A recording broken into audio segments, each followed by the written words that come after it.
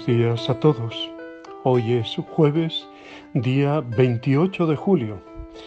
Es jueves, por tanto, día eucarístico y sacerdotal, día en que recordamos la institución de la Eucaristía y valoramos lo que significa comulgar con Cristo, recibir a Cristo. Valoramos lo que significa el sagrario, el lugar donde acudimos habitualmente para charlar con Él, para estar con Él, para mirarle, para contemplarle. Damos gracias, alabamos y adoramos la Sagrada Eucaristía cuando es expuesta también en la custodia. Gracias a Dios, las capillas de adoración se van extendiendo cada vez más y este gesto de adorar al Señor pues también se va haciendo más público si cabe, ¿no? Qué bueno es reconocer el amor que Dios nos tiene, reconocer la hermosura de Dios y alabarle, bendecirle, darle gracias, estar con Él, ¿no? Y dentro de esas oraciones, pues la que el propio Jesús ha sugerido: rogad al dueño de la mies que envíe obreros a su mies. Pedimos por las vocaciones sacerdotales que tanto necesitamos. Es verdad que no solamente existe la vocación sacerdotal, existe también la vocación religiosa, la vocación laical, la vocación al matrimonio. El matrimonio es una vocación, claro que sí, ¿eh? Como hay personas que son llamadas pues a vivir también en soltería, ¿no? Y es legítimamente respetable, también es una llamada, ¿eh? Bueno, pues que cada uno encuentre su sitio, y encuentre y haga en su vida aquello que ve que Dios quiere de él, ¿no? Pero pedimos especialmente por las vocaciones sacerdotales, cada día las necesitamos más. Pidamos por los sacerdotes para que seamos verdaderamente santos y lo seamos según el ejemplo de Cristo, buen pastor. Evangelio de hoy, Mateo 13, 47 al 53. La de hoy es la última parábola de la serie y resulta muy parecida a la que escuchábamos de la cizaña y el trigo, ¿no? Esta vez la imagen está tomada no del trabajo del campo, sino de la pesca en el lago. Jesús compara su reino, por tanto, su iglesia, a una red que los pescadores recogen con peces, buenos y malos, y la llevan a la orilla tal como está, sin preocuparse de momento de separarlos. Eso ya vendrá después, cuando llegue la hora de separar los buenos y los malos, el día de la selección, al igual que el día de la siega para separar la cizaña y el trigo. En el mundo coexisten las personas que se esfuerzan en hacer el bien y quienes se dejan llevar por el pecado y hacen el mal. Al final de la historia tendrá lugar el juicio final, que separará unos de otros. Solo los primeros formarán parte del reino de Dios definitivo. La parábola es, pues, una llamada a formar parte del grupo de los que hacen el bien.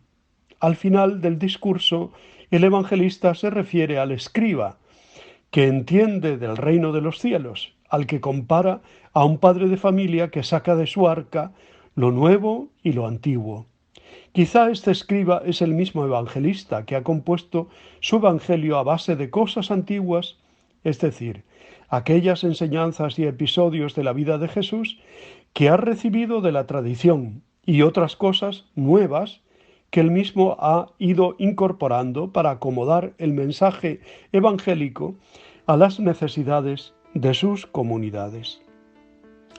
De nuevo, parece como si se nos quisiera disuadir de la idea de una iglesia pura. Por el bautismo hemos entrado en la comunidad de Jesús muchas personas, pero no tenemos que creer que es comunidad de perfectos, sino también de pecadores, que somos la gran mayoría, por no decir todos, menos Jesucristo y la Virgen María, ¿no? El mismo Jesús trata con los pecadores, les dirige su palabra, les da tiempo, les invita, no les obliga a la conversión o a seguirle. El Evangelio es una propuesta, es un don, es un regalo, no es una imposición. También ahora, en su iglesia, coexisten trigo y cizaña, peces buenos y malos. es una comunidad universal. Jesús se esfuerza por decirnos que si alguna oveja se descarría, hay que intentar recuperarla. Y cuando vuelve, la alegría de Dios es inmensa, cuando logra reconducirla al redil. Y que no ha venido para los justos, sino para los pecadores, como el médico está para los enfermos y no para los sanos. ¿Cuál es nuestra actitud ante las personas que nos parecen débiles y pecadores? Ante la situación de un mundo desorientado, ¿les damos un margen de rehabilitación o nos portamos tan drásticamente como los que querían arrancar enseguida la cizaña? Claro que tenemos que luchar contra el mal, solo faltaba, ¿no? Siempre, vencer el mal a base de bien, pero sin imitar la presunción de los fariseos, que se tenían por soberbios, por perfectos, y parecían querer excluir a todos los imperfectos o pecadores. Jesús tiene otro estilo y otro ritmo. Ojalá después de todas estas parábolas podamos decir, como los oyentes de Jesús, no sabemos si con mucha razón, que sí le habían entendido, que hemos captado la intención de cada una de ellas y nos disponemos a corregir nuestras desviaciones y ponernos en la dirección que Él quiere, ¿no? Como en la parábola del trigo y la cizaña que escuchábamos hace un par de días, el Evangelio vuelve a hablarnos sobre la misteriosa presencia del mal en el mundo y en la Iglesia.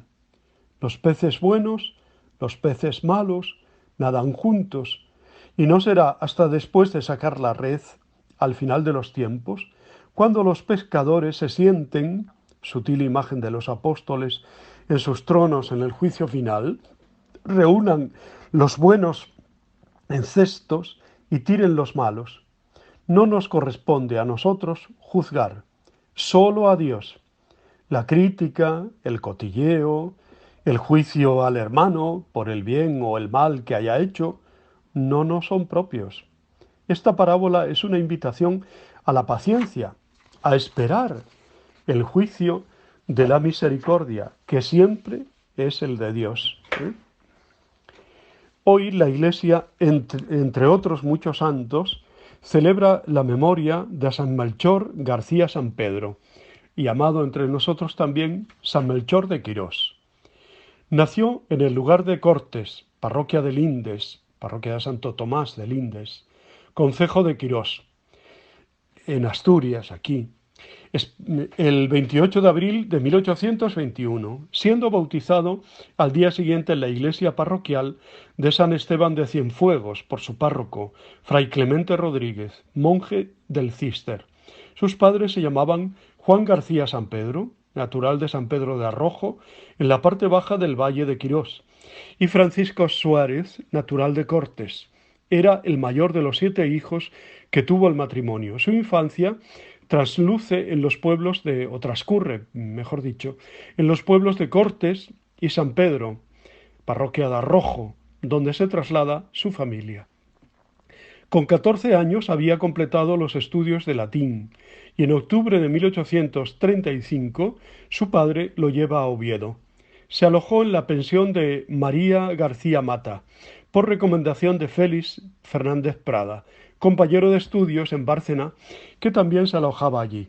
Estudió filosofía y teología en la Universidad de Oviedo. Nombrado por el Cabildo Catedralicio profesor del Colegio Diocesano San José, deja la docencia e ingresa en la Orden de Santo Domingo, con intención de ser misionero en el Oriente, tomando los hábitos en el convento de Ocaña, en Toledo, el 16 de agosto de 1845. Ordenado sacerdote en diciembre de 1847 en Madrid, se embarca en Cádiz en la fragata Victoria, el 7 de marzo de 1848, y llega a Manila, en Filipinas, su primer destino, el 25 de julio del mismo año. Nombrado lector de filosofía en el Colegio de Santo Tomás de la capital filipina, solo lo desempeña hasta el mes de octubre de dicho año, embarcando entonces rumbo a Macao, con destinos a las misiones del Tonkin, en Vietnam, donde llega en febrero de 1849. Allí se encontraba estudiando su cultura y dedicación al servicio pastoral. Melchor era una persona de gran piedad, cultivaba en forma especial la devoción al Señor de la Pasión y a la Virgen Dolorosa, dos piezas iluminadoras en su testimonio por la fe. Dadas sus notables cualidades para el ministerio y el gobierno, pronto es elevado al servicio de vicario del grupo de misioneros. Y el 16 de septiembre de 1855, el obispo Sanjurjo le consagra obispo de Tricomia en Bui Chu. En perfecta armonía con su proyecto ministerial, se entrega sin reservas al cuidado, formación y santificación de los fieles, dando con ello ocasión a ser públicamente conocido y arrostrar la persecución que el emperador Tuduk había decretado contra los cristianos. Al respecto, escribe a sus padres: «No hemos podido tener un día de paz ni de quietud, ni una hora en que nuestra vida no peligrase. El infierno entero se ha conjurado contra nosotros, y estos mandarines, como otros Nerones, se han propuesto concluir con la obra del Señor. Persecución cruel, hambre extremada y guerra civil son los tres azotes con que los neófitos del Tonkin centran purgar sus pecados y labran una corona más brillante que el sol que ceñirán por toda la eternidad». En un día cortaron la cabeza al sacerdote Juan y a 5 cristianos, al día siguiente a 10 y poco después a otros 10, luego a 3 sacerdotes, y antes de todos estos habían hecho pedazos en un solo día a 13 cristianos. Ayudadme con sus oraciones a lavar mis culpas con mi sangre y que consiga la palma del martirio.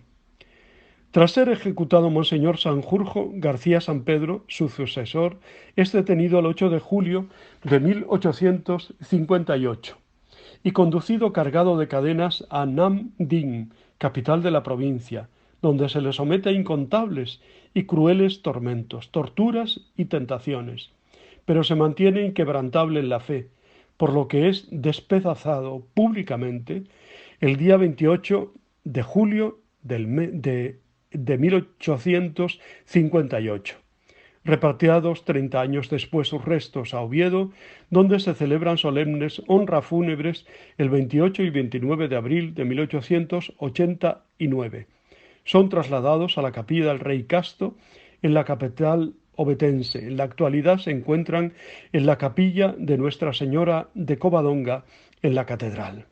El Papa Pío XII lo declara beato el 29 de abril de 1951, tras un proceso de beatificación que estuvo largo tiempo parado y fue promovido casi un siglo después de su muerte por el maestro general de la Orden, Fray Manuel Suárez. Finalmente es proclamado santo junto con otros mártires del Vietnam el 19 de junio de 1988 por el Papa Juan Pablo II, convirtiéndose en el primer santo asturiano. Damos gracias a Dios por él, por su martirio, por su testimonio, por su entrega. Y pedimos a San Melchor de Quirós que aliente también la vida de la fe en esta Iglesia de Asturias nuestra. Por cierto que este día también se celebra la memoria de San Pedro Poveda, tan unido a la diócesis de Oviedo y Asturias, ¿no? Él estuvo también de canónigo penitenciario en Covadonga. Allí funda la institución teresiana, ¿no? Y también él fue apresado un 28 de julio de 1936, apenas comenzado la guerra, ¿no? Y le asaltan allí junto a las tapias de la Almudena y allí es fusilado. Pues también recordamos a San Pedro Poveda, un gran santo, sin duda alguna. Bueno, pues os abrazo y os bendigo en el nombre del Padre, del Hijo y del Espíritu Santo. Os quiero.